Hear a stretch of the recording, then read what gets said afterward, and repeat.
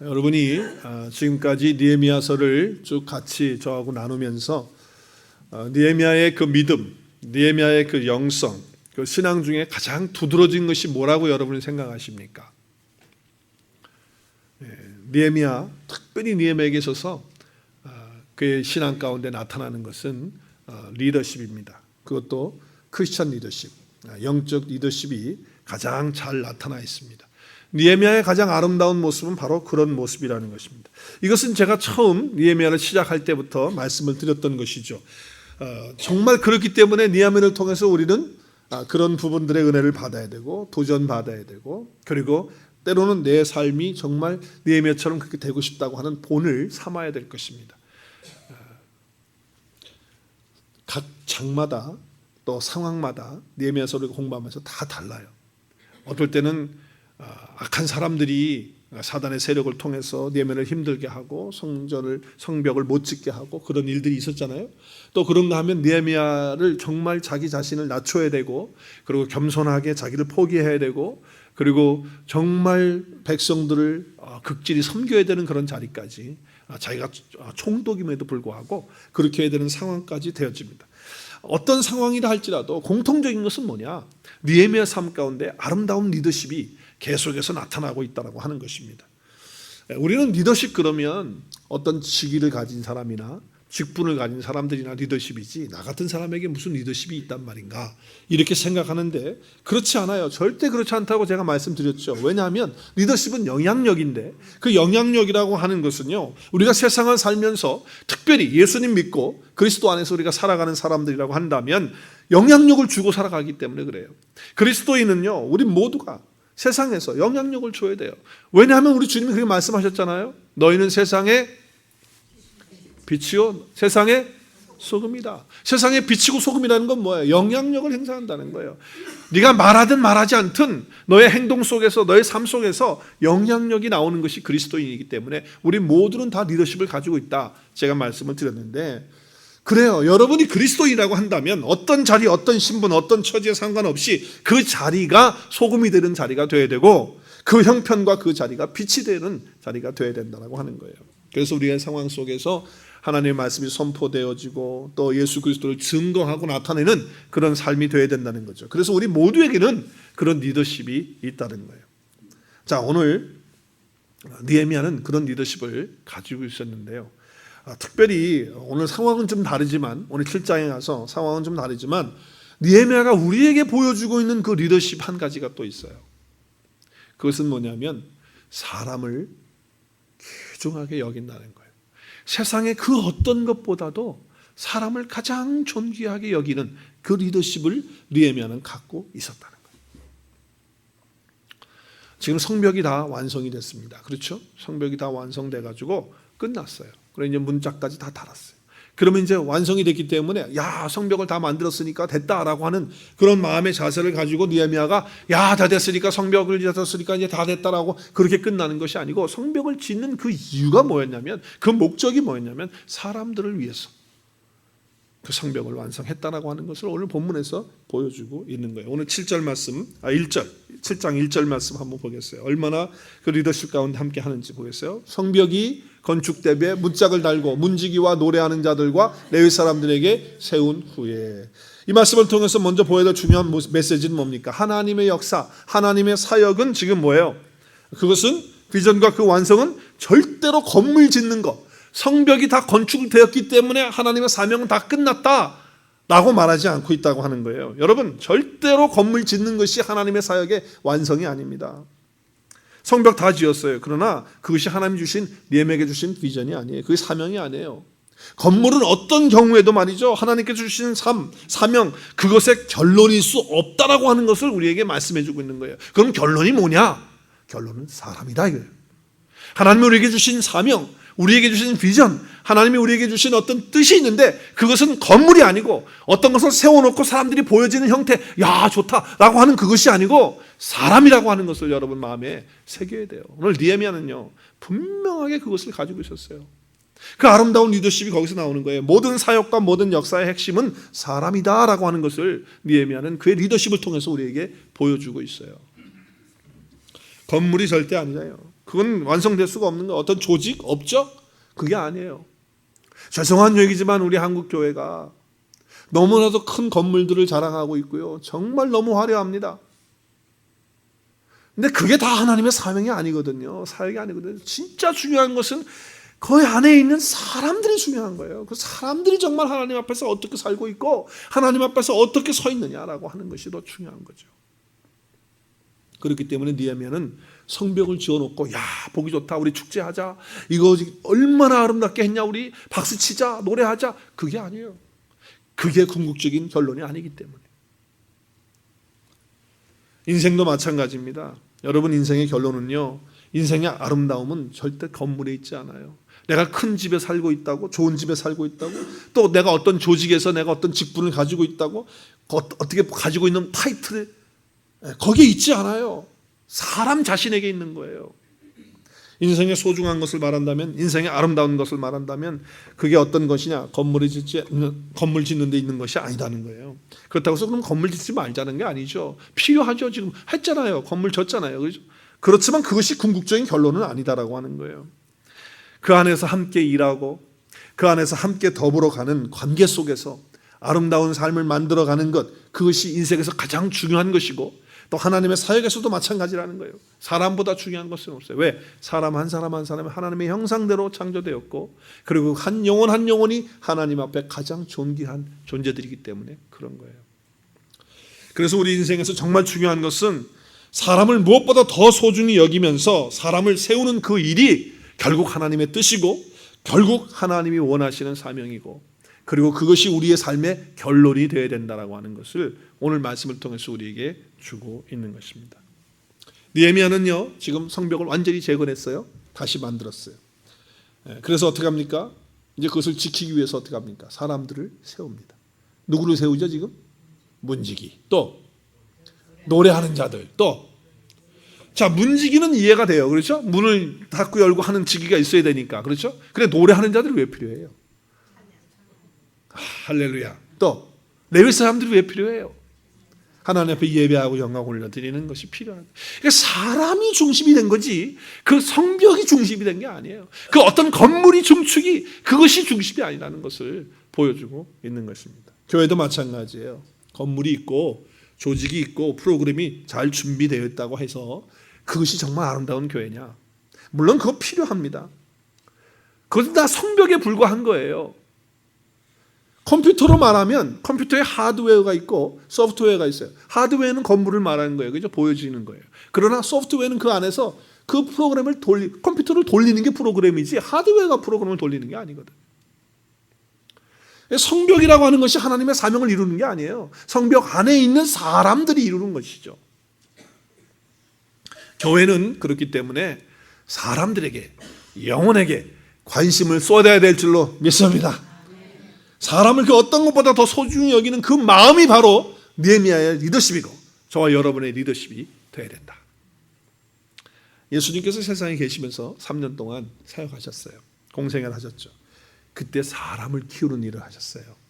병자도 고치시고 전도도 하시고 여러 가지 일들을 하셨지만 기도도 하시고 많은 일들을 하셨지만 그 가운데 가장 중요한 것은 사람을 키우는 일이에요. 그래서 12명을 불러놓고 말이죠. 12명들을 갖다가 그 키우기 위해서 주님은요 온갖 자기의 모든 것을 다 쏟아부으시는 거예요.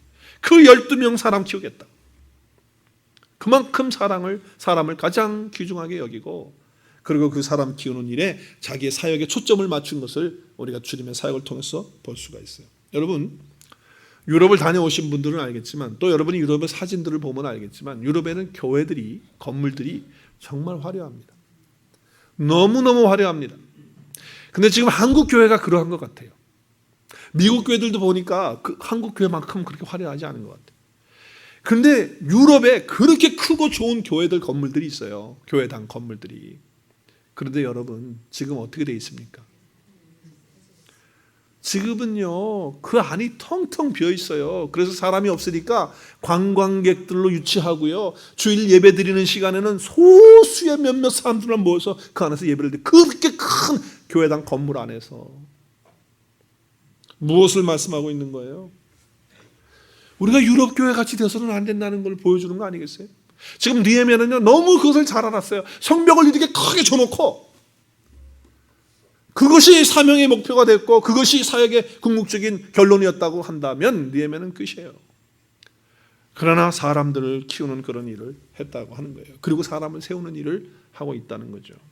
여러분, 우리가 사람을 소중히 여기지 않고 사람에게 관심 갖지 않고 보여지는 건물이라든지 겉모양 치장하는 거라든지 그런 데 관심을 갖고 사람 키우지 않으면요 유럽교회처럼 될 수 있다는 거예요.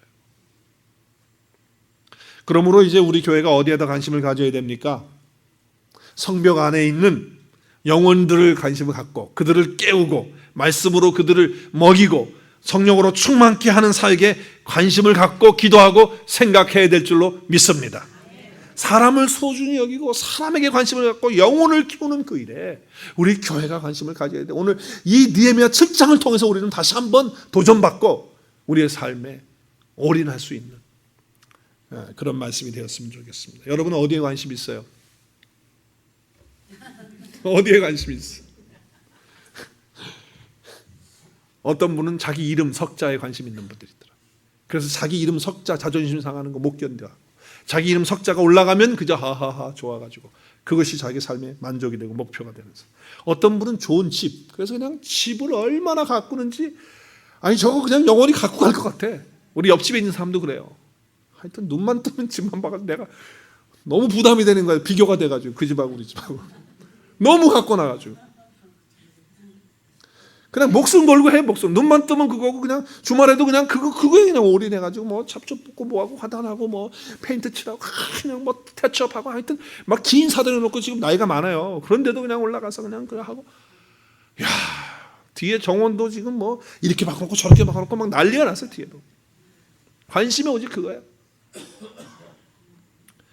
어떤 분은 좋은 차를 그냥 반지반지 한다고 그래가지고 요 표시 있죠, 이렇게 된 표시, 삼각형 표시 차 그거 닦느라고 그냥 닦고 그게 바짝바짝 빛나야 되니까 눈에 턱 들어와야 되니까.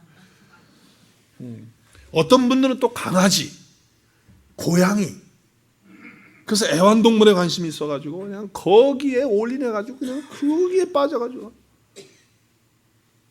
여러분, 우리는 하나님의 형상으로 창조된 사람에게 관심을 가지고 그 사람을 소중히 여기는 저와 여러분 되실 수 있기를 주의 이름으로 축원합니다. 어디를 가든지 누구를 만나든지 여러분 그러면 어떻게 되는지 아세요? 누구를 만나도 저 사람이 정말 예수님 믿고 있을까? 저 사람이 교회 다니는 사람일까? 저 사람이 하나님의 자녀가 되었을까? 그렇게 관심을 갖는 거예요. 이런 사람들이 많아지면, 이런 성도들이 많아지면 그 교회는 저절로 하나님이 기뻐하시는 진정한 부흥이 일어나게 될 줄로 믿습니다. 그런 사람들이 많아지면 그게 진정한 부흥이지 뭐 다른 게 있어요. 이것이 바로 성경의 원리고 하나님의 방법이고 느헤미야가 가지고 있던 영적 리더십이다.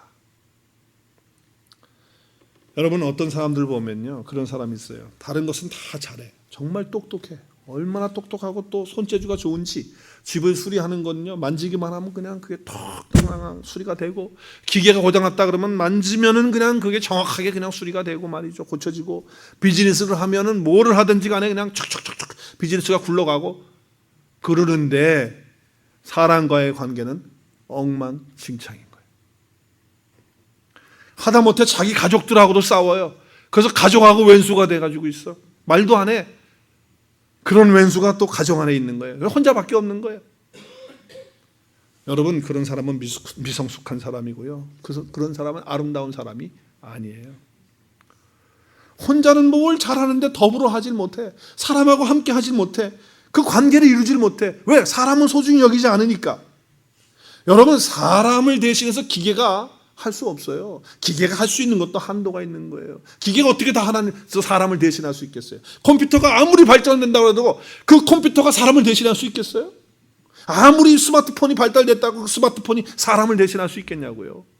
그거 안 되는 거거든요. 정말 그렇기 때문에 사람하고 함께하고 또 사람을 살리는 것 그걸 위해서 해야 돼요. 여러분 돈 가지고 사람 살릴 수 있을 것 같아요? 안 되는 거예요. 아무리 많은 돈을 가져와도 한 사람 못 살려요. 그것은 사람이 하는 거예요. 사람이. 우리가 인생을 살아가면서 자원이 많이 있잖아요. 여러 가지 자원들이 있어요. 근데 우리 가운데 자원이 제일 큰 자원은 사람이 자원이에요. 사람. 내 곁에 누가 있느냐, 나와 함께하고 좋은 관계를 가지고 있는 사람이 누구냐, 그것이 내 인생의 자원이지 돈도 아니고 명예도 아니고 어떤 능력도 아니더라고요. 여러분, 아무리 좋은 집 가지고 있고 또 좋은 환경 가지고 있는데 그 안에서 맨날 싸우고 관계가 안 좋고 거기서 힘들다, 그래서 말이 안 통하고 뜻이 안 통하고 그냥 마음이 괴롭고 답답하고 정말 저 사람하고 지내는 것이 너무 힘들어요. 그러면 그것이 아무리 좋은 환경이라도 그것은 안 좋은 거가 되는 거예요. 그래서 잠언에서는 이렇게 말해요. 잠언 말씀 21장 9절 한번 크게 읽겠어요. 시작. 다투는 여인과 함께 큰 집에서 사는 것보다 음막에서 혼자 사는 것이 나으리라. 남자분들 공감이 되세요? 바가지 푹푹 끓고 힘들고 가기만 하면 싸우고 그러는 데서, 근데 집은 커, 막 집은 좋고 너무 힘든 거예요. 그게 무슨 행복이고 거기 뭐가 기쁨이 있겠어요. 그냥 텐트 치고 혼자 바깥에서 사는 게 낫죠. 그렇기 때문에 큰 재산과 자원은 어떤 물질이라 큰 집이 아니고 내 옆에 있는 사람이 바로 자원이에요. 하나님께서 축복하실 때 돈을 가지고 축복하지 않습니다. 하나님이 어떤 사람을 축복하면 명예를 가지고 축복하지 않습니다. 하나님이 어떤 사람을 축복할 때 건강을 가지고 축복하지 않습니다. 하나님이 어떤 사람을 축복할 때는요, 사람들, 내 곁에 있는 사람들을 통해서 축복하시는 줄로 믿으시길 바랍니다. 사람들을 통해서 하십니다. 그러니까 사람을 귀중히 여기고요, 그 어떤 것보다 사람을 소중히 여기고 사람들을 세울 줄 아는 그런 사람이 되어야 된다라고 하는 거예요. 여러분, 만일 어떤 사람이 돈 때문에 일 때문에 가족관계 다 깨어지고 힘들게 되어지고 그런 것은요, 축복이 아닙니다. 많은 거 가졌다 할지라도 그건 저주를 받고 있는 거예요. 느헤미야는 지금 성벽을 완성하고서 그것이 끝나는 것이 아닙니다. 그걸로 끝나는 게 아니에요. 와, 화려하다, 우리가 이렇게 크고 높은 성벽을 졌으니까 이제 됐다, 그게 아니에요. 거기에 사람을 세우는 일을 하고 있다는 거예요. 오늘 7장 1절 말씀 다시 한번 보겠습니다. 성벽이 건축되니까 문짝을 달고 누구를 세웁니까? 문지기와 노래하는 자들과 레위인들을, 사람들을 세웠다. 성벽이 성벽 구실을 하려면 문이 있어야 되고요, 문이 문 구실을 하려면 문지기가 있어야 제대로 그 문이 되는 거라는 거예요. 그래서 아름다운 것들이 담겨져 있어야 된다라고 하는 것을 가르쳐주고 있습니다. 느헤미야가 만약에 성벽 짓는 걸로만 끝났다고 한다면 오늘 지금 여기 사람 안 세우고요, 그리고 이제 무기 갖다 놓고 비즈니스 하려고 장사하고 이제 그렇게 하는 것이 목적이니까, 그렇죠? 그렇게 했을 거예요. 그러나 지금 느헤미야는 예루살렘에서 하나님께 예배드리고 영광 올려드리고 또 사람들을 세워서 하나님께 드리는 것이 그의 사명의 결론이었기 때문에 사람들에게 관심을 갖고 있다는 것입니다. 자, 이제 예루살렘 성벽 다 재건하면 느헤미야는 어디로 가야 됩니까? 어디서 왔어요? 원래 그 사람 짭이 뭐예요? 페르시아의 아닥사스다 왕의 술잔을 맡아서 거기에 독약이 들었나 안 들었나를 최종 음식을 다 검사하고 자기가 테스트해서 왕에게 올리는, 정말 신실하고 왕이 신임하는, 절대적으로 시집하는 그런 일을 했던 느헤미야예요. 그런데 어떻게 했어요? 성이 회파됐다는 것 때문에 왕한테 그것을 얘기하게 됐고, 그리고 허락받아서 왔기 때문에 끝나면 어떻게 돼요? 다시 자기 위치로 돌아가야 돼요. 그래서 수산궁이라고 하는 페르시아 아닥사스다 왕이 있는 그곳으로 이제 가야 되니까, 그러니까 어떻게 해요? 그동안 사람을 키워놓은 그 사람들을 세워놓고 가야 될 거 아니에요. 그래서 자기가 키운 사람들 가운데 2사람을 세워놓고 갑니다. 그 사람이 누구죠? 오늘 2절에 보니까 누구예요? 자기 동생이 있어요. 느헤미야 동생 누구요? 하나니. 그리고 관원 한 사람이 또 있었어요. 누구예요? 하나냐. 이름이 비슷해가지고 헷갈리네. 네. 그래서 그 사람들로 하여금 뭘 하라고요? 자기가 총독으로 예루살렘을 다스렸잖아요, 그렇죠? 근데 그 일을 지금 어떻게 하는 거예요? 그 2사람에게 위임하고 맡기고 세워놓고 이제 가려고 해요. 자, 그런데 자기 동생 하나니에 대해서는 느헤미야가 별 얘기를 안 해요. 자기 동생이 있기 때문에 그런지도 모르겠어요. 그런데 관원에 대해서는 얘기를 하죠. 뭐라고 얘기를 해요? 그 사람에 대해서는 충성스러운 사람이고, 그리고 하나님을 경외함이 무리 중에 뛰어난 사람이라고 이렇게 말하고 있습니다. 여러분, 사람을 소중히 여겨서, 그리고 사람을 잘 키워서 그 사람을 키우는 그런 일에 정말 관심을 가지고 하는 사람들에게 있어서는 특징이 나타나요. 특징이. 오늘 말씀을 통해서 세 가지가 나타나요. 오늘 이 하나냐를 통해서 세 가지가 나옵니다. 첫 번째는 뭐냐? 하나님을 경외하는 영성 신앙이 있는 사람을 세우게 됩니다. 하나님을 경외하는 영성 신앙. 여러분, 하나님을 경외함이 무리 중에 뛰어난 사람이 누구예요? 하나님이라고 말하고 있잖아요. 이것이 하나님을 세운 이유예요. 자, 그런데 이 하나님을 경외한다라고 하는 것이 뭘까요? 이 히브리어 원어를 보니까 야레라고 하는 단어를 쓰고 있어요. 근데 그것은 두려워하다, 무서워하다, 경외하다라고 하는 이런 얘기를 해요. 근데 이 경외한다, 이 야레라고 하는 단어가 많이 나오는데 제가 찾아보니까 첫 번째 등장할 때는 언제냐면 창세기 22장 12절에서 등장을 해요. 하나님을 경외한다고 하는 단어가. 근데 이건 어느 때에 쓰여진 단어냐면은 아브라함을 통해서 하나님께서 약속의 아들 이삭을 주겠다고 그랬는데 안 주는 거예요. 10년이 지나도 안 주고 20년이 지나도 안 줘요. 25년째 되는 날 자기가 100세 될 때 아들을 얻어요. 그게 이삭이에요. 얼마나 귀중하겠어요. 그런데 하나님이 어떻게 해요? 갑자기 그 아들을 모리아 산에 갖고 가서 번제로 드리라는 거예요. 그런데 아브라함이 어떻게 하냐면요, 아무 거절 없이 갈등 없이 그 아들을 데리고 모리아 산에 가서 칼을 들어가지고 묶어가지고서 제물로 드리려고 이렇게 치는데 하나님의 천사가, 하나님 보내셨죠? 급했어요. 아브라함아 아브라함아 말하면서 뭐라고 그래? 그 아이에게 손대지 마라. 그에게 아무것도 하지 말라.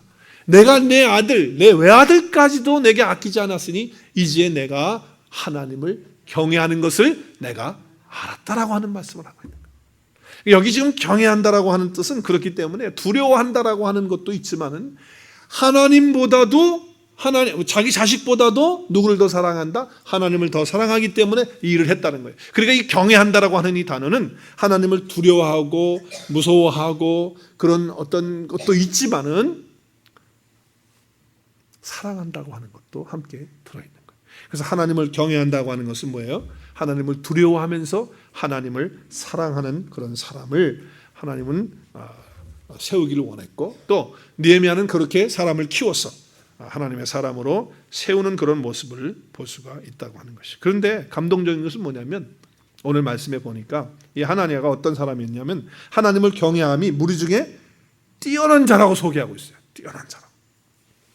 여러분 어디에 뛰어나기를 원하십니까? 재능에? 물질에? 명예에? 어디에 뛰어나기를 원합니까? 하나님을 경외하는 데에 오늘 여기 하나냐처럼 정말 느헤미야와 함께 성숙하고 이제 정말 자라가지고서 이제 그 사역을 맡는 그 사람처럼 하나님을 경외함에 있어서 어떤 사람보다 뛰어난 그런 축복이 있으시기를 바랍니다. 그런 은혜가 있길 바라요. 자, 그래서 첫 번째 뭐라고요? 첫 번째는 어떤 사람? 하나님을 경외하는 영성의 신앙을 가진 그런 사람. 두 번째는 인격을 갖춘 사람입니다.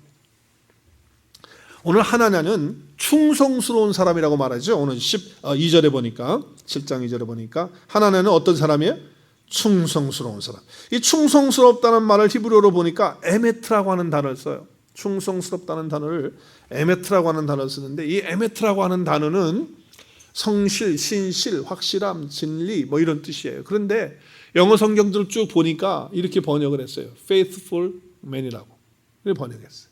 근데 NIV를 보니까 man of integrity라고 이렇게 번역했어요. 인테그리티라고 하는 말을 한국말로 이렇게 번역을 하기가 이게 쉽지가 않아요. 뭐 충성, 신실, 깨끗, 뭐 고결, 뭐 그렇게 나왔더라고요. 사전에 보니까. 그런데 인테그리티는 사실 미국 사람들이 사용하는 인테그리티의 단어와 우리 인테그리티 이 개념이 좀 틀린 것 같아요. 그래서 저는 이것을 간단하게 그냥 인격이다. 그 사람의 됨됨이가 바로 인테그리티가 아닐까. 뭐 정직이라고 하는 것도 되겠지만, 그래서 여러분 깨끗한 것이고 진실한 것이고 이것은 안과 밖이 다르지 않은 거예요. 똑같은 거예요. 그리고 남을 배려할 줄 아는 그런 마음이겠죠. 이것은 자기가 한 일에 대해서 신실하게 책임을 지고 감당하는 것, 이것이 인테그리티예요. 그러니까 그렇게 인격이 안 된 사람하고는 하나님의 사명을 이룰 수 없으니까 느헤미야가 사람을 키우는 거예요. 그런 인격으로 만드는 거예요. 그리고 하나님의 나라를 함께 할 수 있도록 하고 그에게 그 사역을 맡기고 지금 느헤미야가 이제 수산성으로 가려고 하고 있다고 하는 거예요. 여러분 겉과 속이 다른 사람하고 함께 할 수 있겠어요?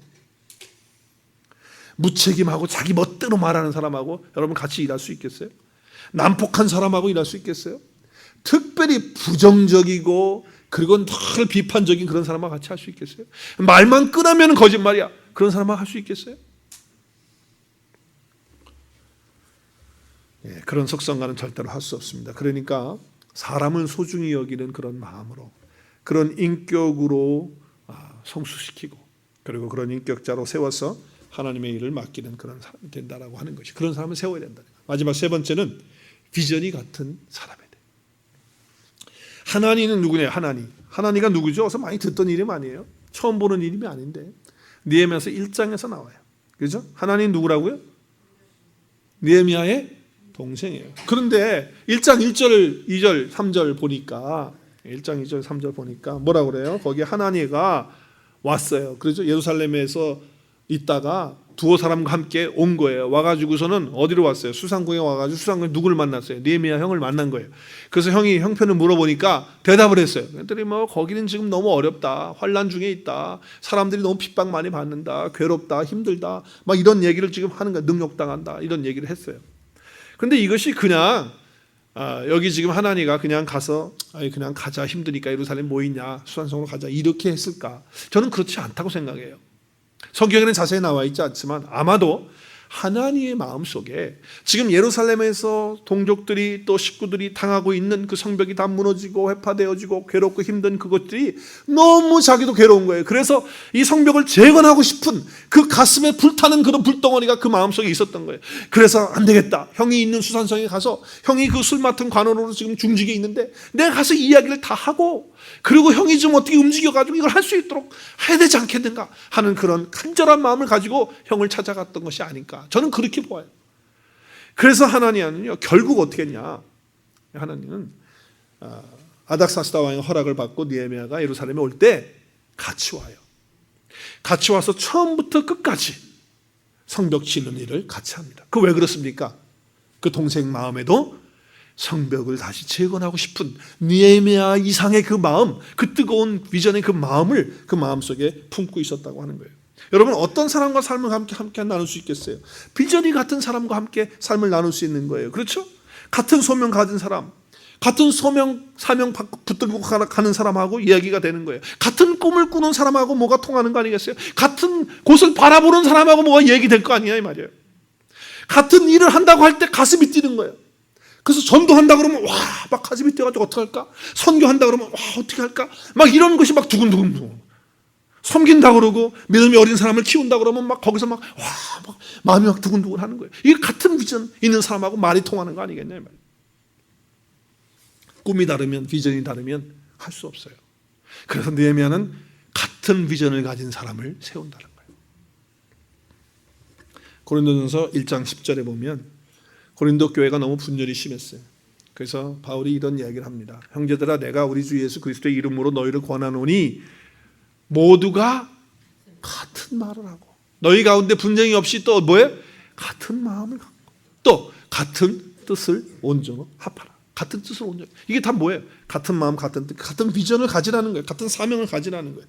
그래서 우리 주님께서 우리에게 심어주신 사명이 뭐예요? 비전이 뭐예요? 우리 마태복음 28장 시작. 그러므로 너희는 가서 모든 민족으로 제자를 삼아 아버지와 아들과 성령의 이름으로 침례를 베풀고 내가 너에게 분부한 모든 것을 가르쳐 지키게 하라는 거예요. 할렐루야. 그것이 저와 여러분에게 주신 비전이에요. 정말 이 일을 할 때 우리 마음이 같이 설레야 된다. 그런 사람으로 함께 키워줘야 된다. 성벽을 재건해서 건물을 짓는 것보다 중요한 것은 사람을 중요하게 하게 하고 그 사람을 키워서 그 사람을 세우는 것, 이것이 바로 느헤미야가 가지고 있던 리더십이었다는 거예요. 자, 우리가 정말 소중한 사람들과 함께 나누는 삶을 해야 되겠죠? 느헤미야처럼 그렇게 해야 되겠죠? 그러면 그런 사람이 있어요? 내가 그런 사람이에요? 또 그런 사람들이 있어요? 옆에?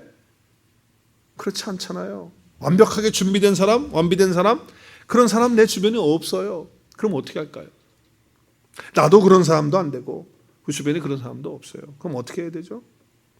내가 그런 사람이 먼저 되도록 하나님을 경외하는 그 영성을 내가 갖고 그렇게 하기 위해서 그렇게 하고, 그 인격을 닮아가기 위해서 내가 그렇게 훈련받고 그렇게 성장해 가고, 그리고 비전이 사람이 되어서 그렇게 나가는 거죠. 동시에 그런 내가 또 그가 내게 내가 또 그 사람에게 그렇게 하고 또 그 사람은 또 내게 그런 사람이 되도록 만들어가는 것, 그렇게 해야 된다고 하는 거예요.